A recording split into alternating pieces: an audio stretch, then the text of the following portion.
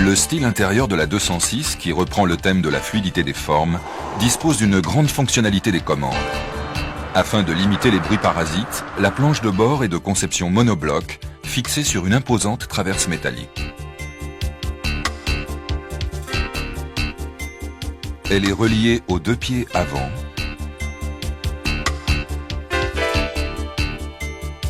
et au tunnel central par une jambe de force. La liaison avec le tablier est assurée par un support déformable. Cette traverse supporte la colonne de direction réglable en hauteur.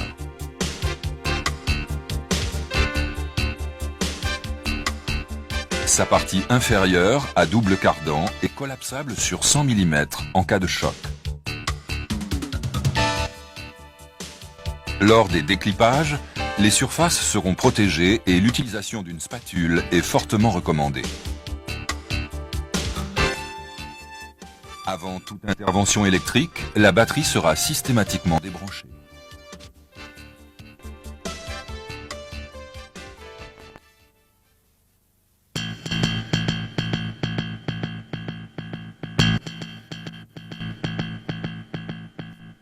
Placez la colonne de direction en position basse.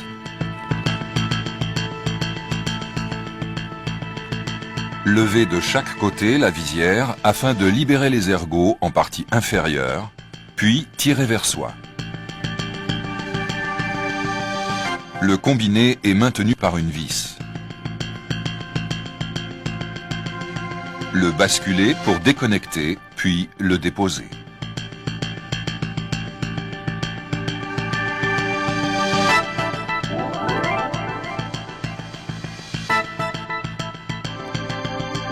À la repose, veillez au bon positionnement de la visière.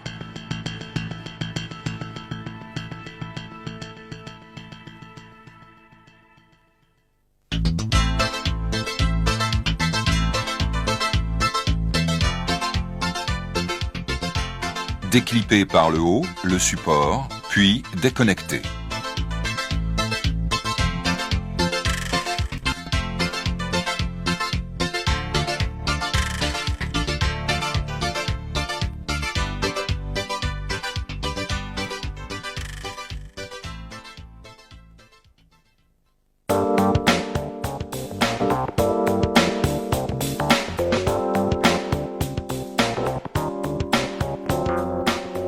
La dépose de la garniture inférieure permet l'accès aux différents fusibles de l'habitacle.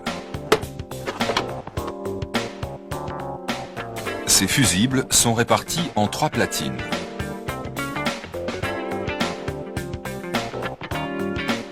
Les 2 platines supérieures sont fixées par 2 vis et 2 pattes de maintien.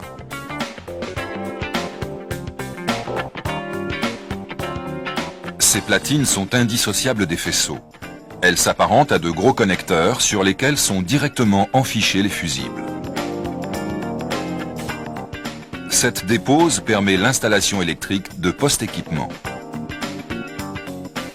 En partie inférieure, le boîtier de servitude intelligent est maintenu par une vis.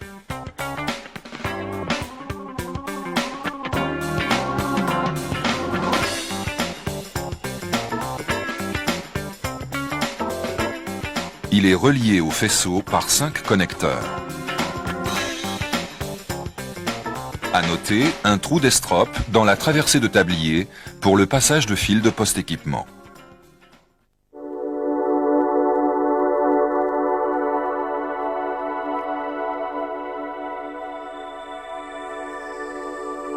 Déclippez la visière vers le haut et déconnectez l'interrupteur des feux de détresse.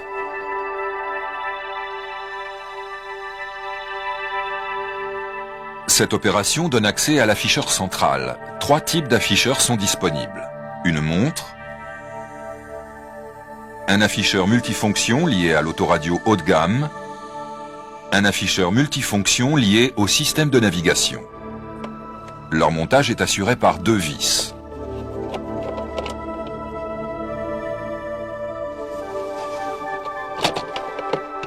Déposez l'antenne GPS et déconnectez.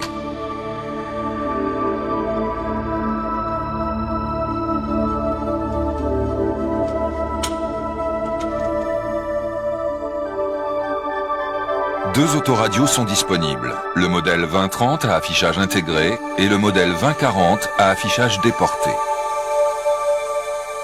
Déclippé de chaque côté à l'aide d'un tournevis fin, puis déposé.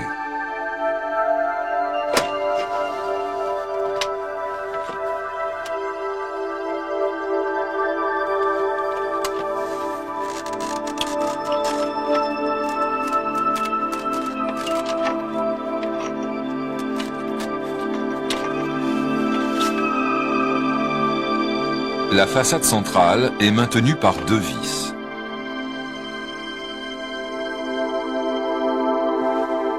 Déclippez ensuite délicatement les quatre agrafes. L'accès aux commandes de chauffage est ainsi facilité. Au remontage, replacez les deux agrafes afin d'assurer le bon clipage du poste.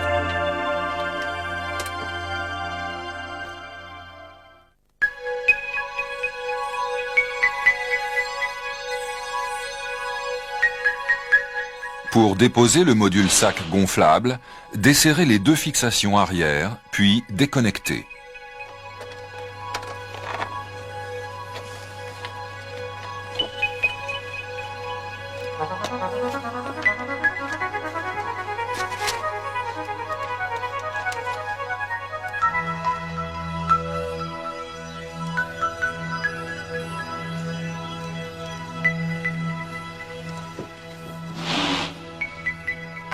Ôtez la vis centrale du volant.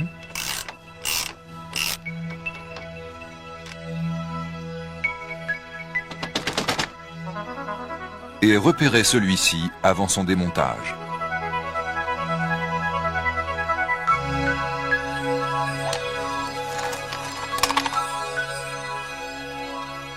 Enlevez la garniture inférieure. Les gaines de volant sont maintenues par deux vis. Déposez la partie supérieure. Déclippez en tirant vers soi la partie inférieure.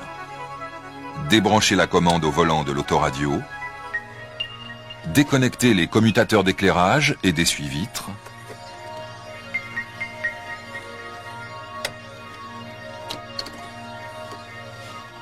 Déposez et débranchez l'antenne transpondeur.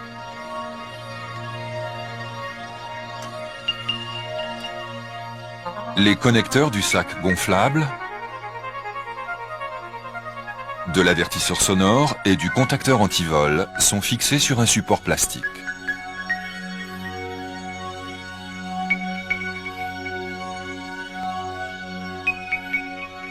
Terminez la déconnexion du contacteur antivol de la platine fusible.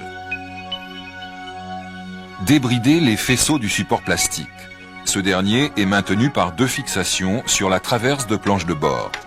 À l'aide d'un tournevis, les écarter et tirer vers le bas le support. Finir sa dépose en tirant vers soi. Dégagez le cardan du mécanisme de direction.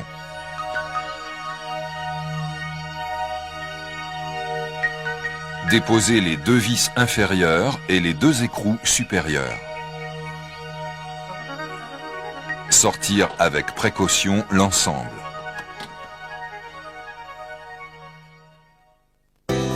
Au remontage de la colonne de direction, approchez les écrous et les vis de fixation. Déverrouillez le mécanisme de réglage afin de libérer le support et d'assurer son bon positionnement sur la traverse.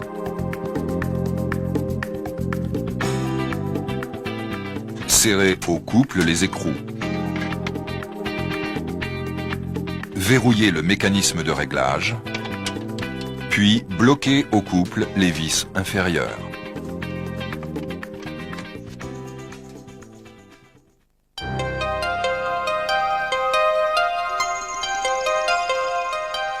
La 206 dispose d'un bloc de chauffage placé au centre. Très compact, cet élément, commun avec les directions à droite, permet d'obtenir une boîte à gants volumineuse. Le pulseur d'air est accessible après la dépose de la colonne de direction.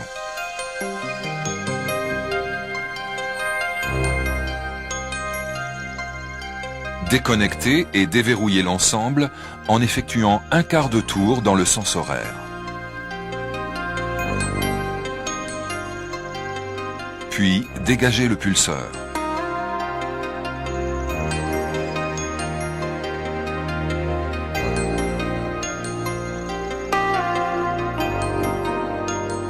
À la repose, veillez à ne pas endommager l'axe du moteur et s'assurer du bon cheminement du faisceau. Les résistances de vitesse du pulseur sont placées dans le conduit d'entrée d'air. Leur démontage ne nécessite pas de dépôt annexe. Placez la commande d'entrée d'air sur recyclage.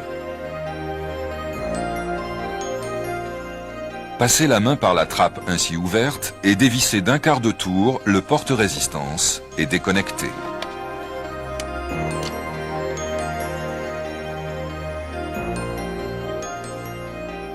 La sonde évaporateur placée du même côté est facilement accessible.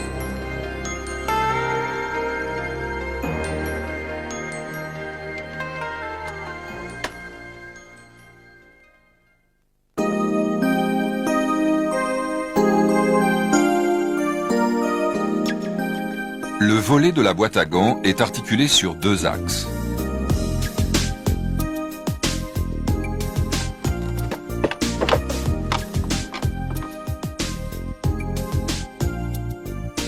Déposez le lecteur de CD-ROM et le déconnectez.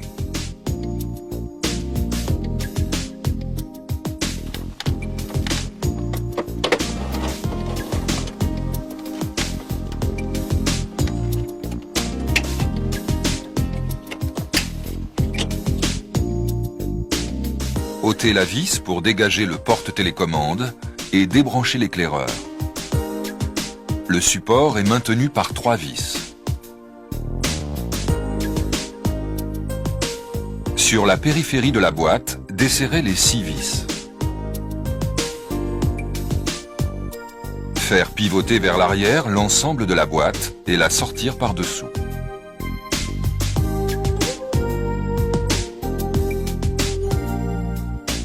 Cette dépose donne accès aux 8 fixations du sac gonflable passager.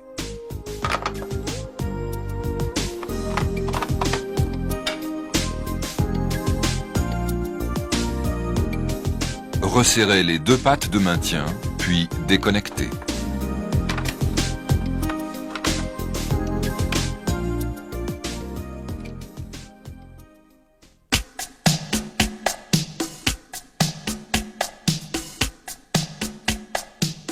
Commencez par déposer la console de frein à main. Ouvrir la trappe d'accès et déposer la vis arrière.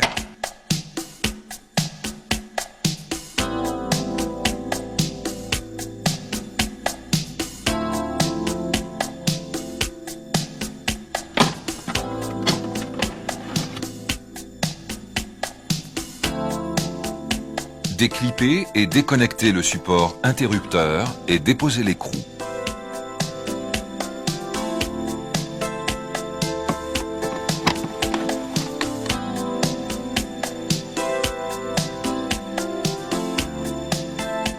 Dégagez les 2 ergots avant du soufflet de levier de vitesse. Tournez d'un quart de tour le pommeau et tirez l'ensemble. Déposez la boîte à cendres et déconnectez l'éclairage.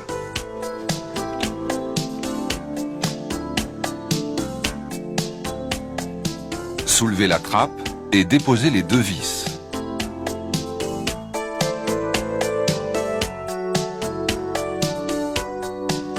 Pour dégager la console centrale, 2 cas peuvent se présenter. Le siège passager est modulable. Retirez l'assise du siège et soulevez par l'arrière la console. Déconnectez l'allume-cigare et déposez la console centrale.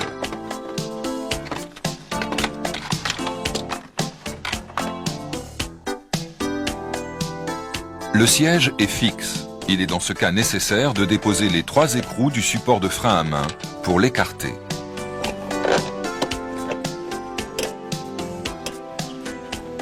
Levez l'arrière de la console pour accéder au connecteur d'allume-cigare, puis puis la déposer. Déposer la façade centrale, la visière et le combiné, les interrupteurs gauche et la garniture inférieure. Débrancher tous les connecteurs du support et déposer le noir appartenant au bloc chauffage.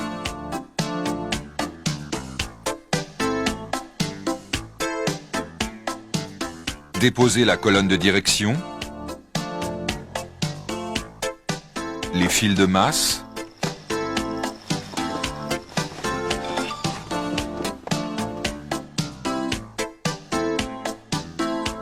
les 4 vis du boîtier de commande de chauffage.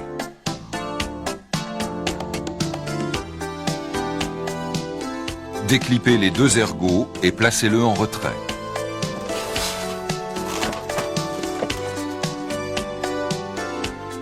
Déposez les 3 vis de fixation du bloc chauffage.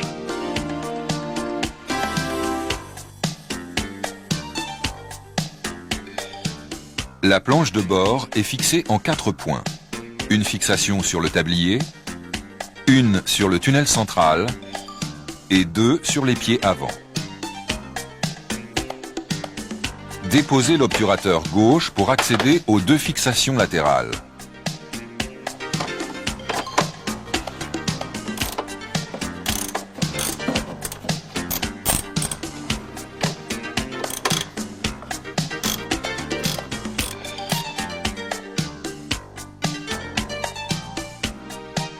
Déposez l'obturateur droit avec une spatule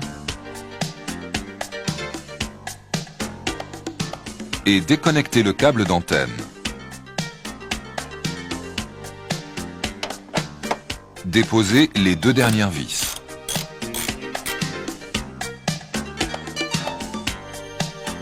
À l'aide d'une deuxième personne, déposez l'ensemble par la porte conducteur.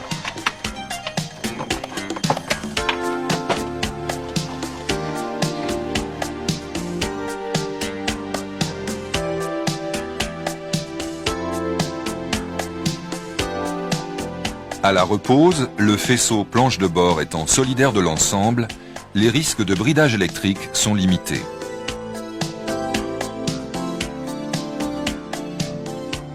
Trois pions sur la planche permettent le bon centrage de celle-ci.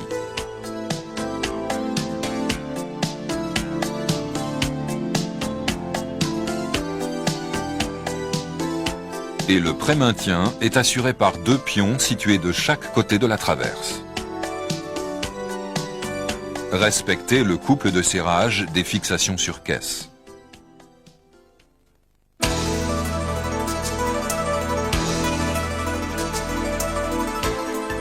À la repose, contrôlez le bon aspect de l'habitacle.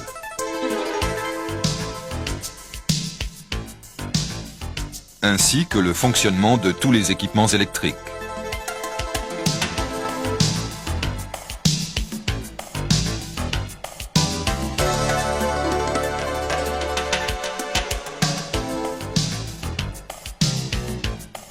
Mettre toutes les informations de l'afficheur à jour. Pour la montre seule, agir sur les 2 boutons. Pour l'afficheur lié à l'autoradio, utilisez la touche de gauche pour afficher les différentes informations. Les régler ensuite avec la touche de droite.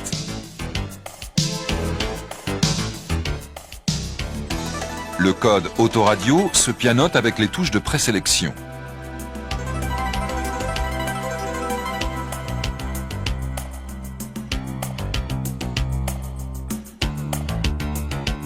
En présence d'une navigation, utilisez la télécommande pour afficher le menu général.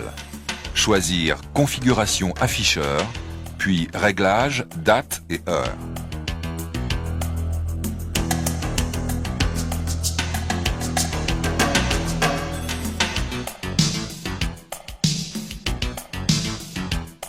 Réglez toutes les informations en utilisant les plus et les moins. Par sa conception simple et fonctionnelle, la planche de bord de la 206 permet des interventions à la fois élémentaires et rapides en après-vente.